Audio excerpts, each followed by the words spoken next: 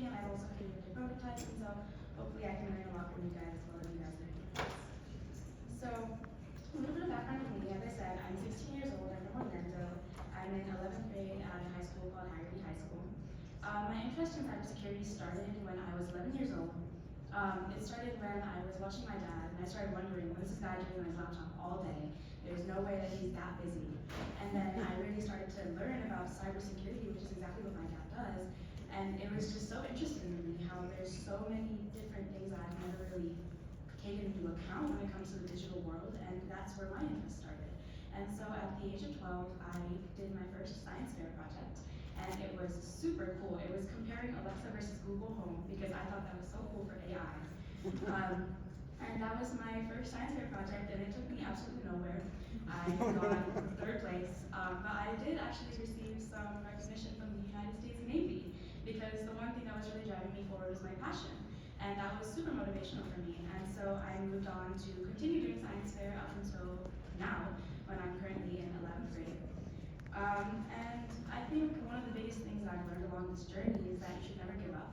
Because the first year that I even made it to States in person was this year, and I've been doing science fair for almost 6 years now. And I'm also going to be going to the international fair, and that just went straight from doing absolutely nothing to going to the highest honor that science fair holds. So that's a big lesson I learned.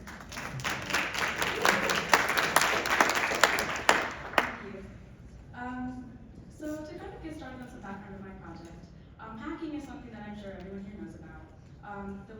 These are the three big ones that I feel like everyone's probably heard about. The first one was in May 2019 for First American Financial Corp.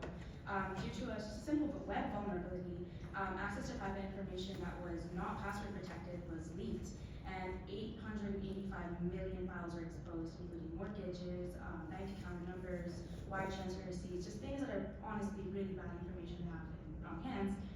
Similarly, in January of 2021, Microsoft, their email exchange servers were hacked, and similarly in December 2023, the New York Real Estate Wealth Network was hacked, and 1.5 billion records of their database and 1.16 terabytes of data were exposed to an unknown source. So to this day, we do not know where that data went and who was actually really, really affected by it. And that's just the big scare that comes with hacking. And this kind of introduces my project, and I stumbled upon this tool called SemGraph. SemGraph is basically this tool created by a company also called SemGraph. It's a platform that has a large database of predefined coding rules, and these rules are in the form of a YAML file, and these YAML files are there for every single type of web vulnerability that exists for every single language out there, like down to like C++ for me, and for every single vulnerability. So you can even imagine how large this database is. And SemGraph, it's a tool where you can put in your code, and SemGraph what it does is it analyzes your code as its input, and then it matches supposed vulnerabilities that can be found in this code that's been inputted, and it gives you an output, which is a rule that the developer, should follow to make your code better. And I mean, this is an absolutely amazing program, and this could help developers in so many different ways. But I was like, what if we can make this even better? What if we can really build on what SemGraph already has here to kind of create a novel work in progress? So basically, just to kind of give a little bit more background, I'm sure everyone here has heard of ChatGPT. And ChatGPT is just a very simple input-output function. You give it something and you get something. But the thing is, when you want to get something, you want to get the right answer and you want to get it fast. You don't want to be sitting there asking no again, no again, no again. That's what I do, and it's really irritating. But the thing is, with ChatGPT, the more important part of it is actually the input. You actually want to give it optimized input in order to get your optimized output. And that's where prompt engineering comes in. And one part of prompt engineering is called shot prompting, which is kind of what I really decided to research a lot. And shot prompting is basically when you give ChatGPT an input, you want to make sure that you're giving it enough examples. So a zero-shot prompt is just saying, hey, do this. No context, no nothing, just bam, bam. One shot is like, okay, hey, do this. Here's a little bit of context. Two shot is, hey, do this. Here's some context, and here's an example. Three shot is 2 examples. 4 shot is 3 examples. And you just keep going and going, and you want to give it as much context as possible to receive your optimized results. So now I'm actually going into my actual project.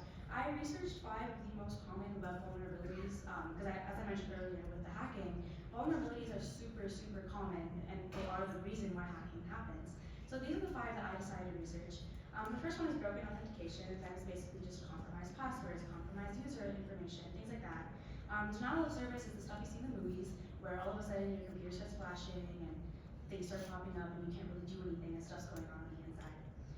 There's cross-site scripting, which is basically just when the cybersecurity attacker is injecting like malicious scripts and stuff into your code.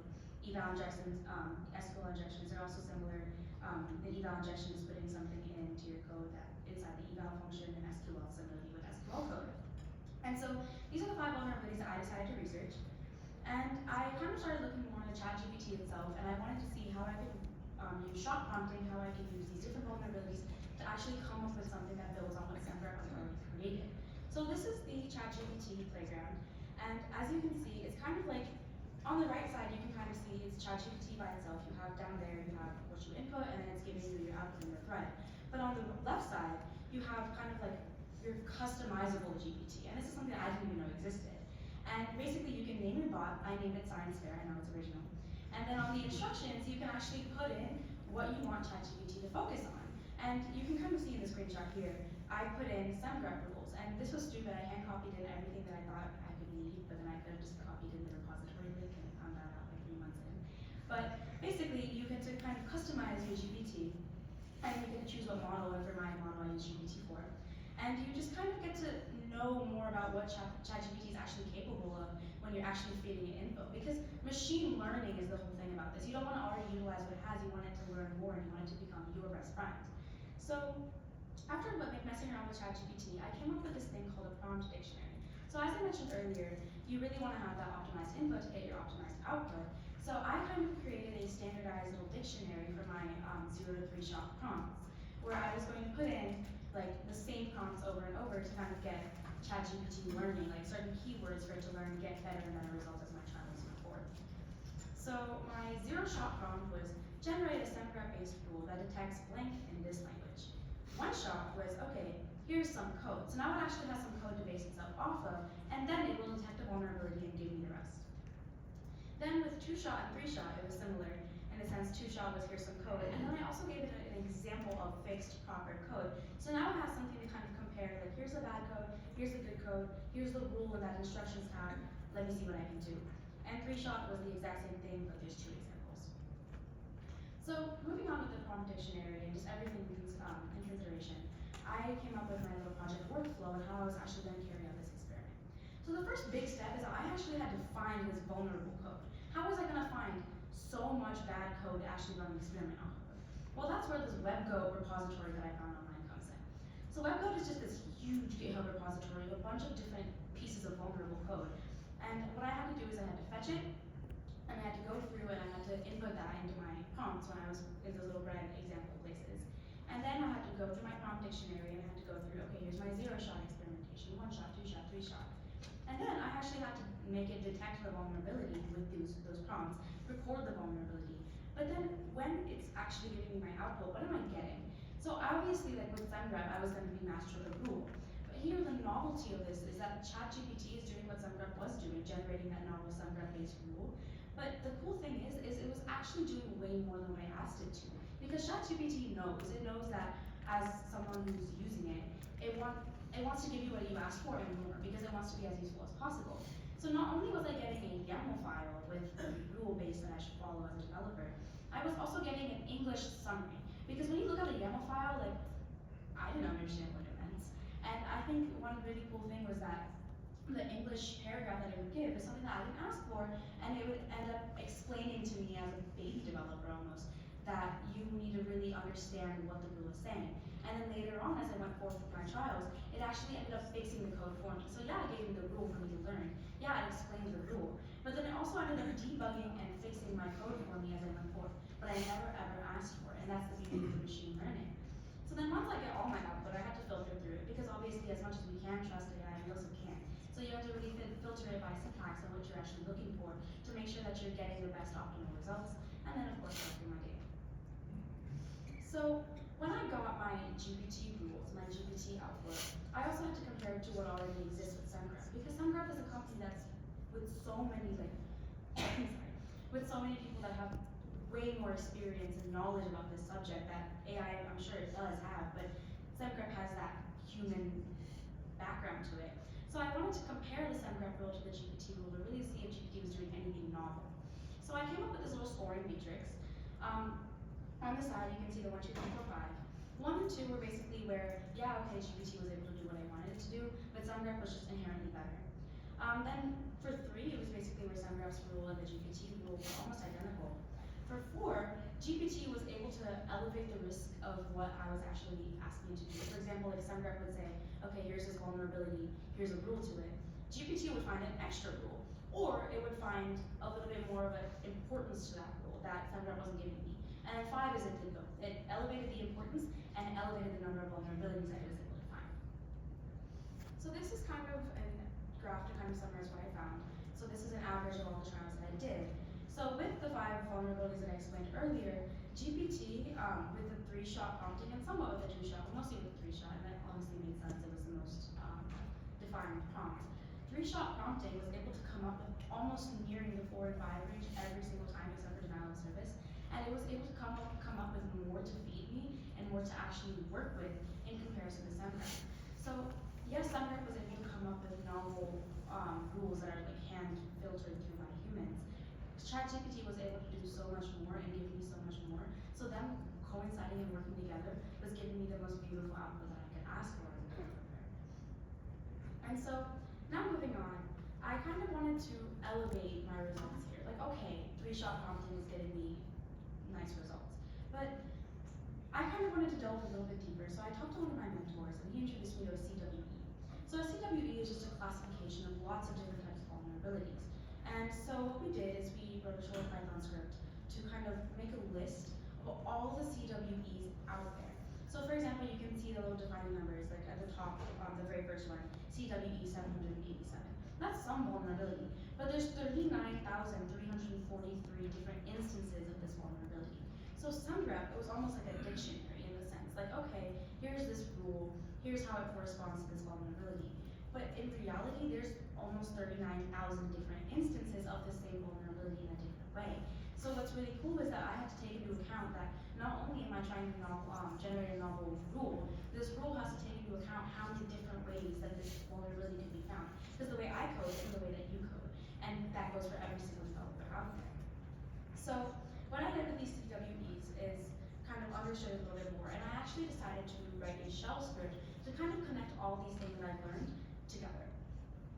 So it'll be playing in the background. This is kind of how my script works. So step 1 is just I put in a code.js file, and it did a syntax check just to make sure that syntactically everything is correct.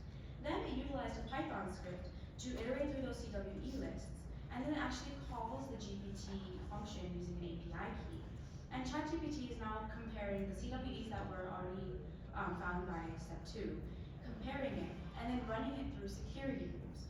Running it through to see when GPT finds the applicable CWE, it has to then AI generate this rule. So the rule is now generated, it's given to me in a YAML file, I get that little paragraph, then I go through it, it filters again, and then step 5 is honestly the coolest part, where it actually goes through line by line and filters to me what went wrong, and then actually filters through and fix my code and debug this code. So this kind of summarizes here, step 5 is going to load in a second. It does. There we go, okay. So it actually filters through and you can see that I actually went through my code, and then at the bottom you can see the explanation of notes. So not only is it going through and fixing line by line my code and explaining why, it's actually doing basically the dirty work that I would have to do after. So it's not only is it teaching me, but it's also doing stuff for me. And as a developer, we're all lazy, and so this is honestly a really nice blessing in disguise. And so, just to kind of discuss the implications of this, it's a very, very baby prototype. It's something that, like, I'm only 16. This is what I'm able to do with my scope with the help of my dad and 2 professors. But the implications of this is huge, because SumGraph, yeah, it takes a lot of effort to create the rules that it does create, but it takes so long, and AI is there, and AI is doing stuff for us. And if we can actually compare SumGraph's work to something generated by generative AI, it can actually help so much, because you can have so many more rules, you can have more instances of these rules, and you can apply these rules in so many different ways. And then the implication of this is huge, because hacking is something that happens everywhere. Sure, these big scale companies are getting hacked, Microsoft's getting hacked, the First American's getting hacked.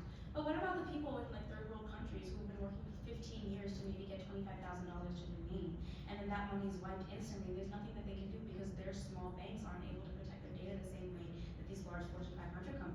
able to.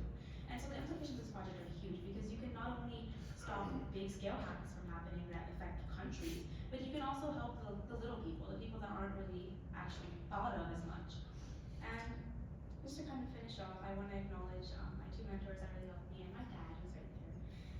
So my Dr. Plant, he's a professor at Stetson University down from where I'm from. Dr. Ekroth, who's also from Stetson University, and my dad, who's also from Stetson University. This a lot of all the Zoom calls that happen at the most random times to kind of help me like learn what I've learned and help me get to where I've got to. And just like their excitement has really motivated me to come as far as I am because I'm 16, I'm a girl, and I'm in a very male-dominated industry, and it's just something that really helps motivate me to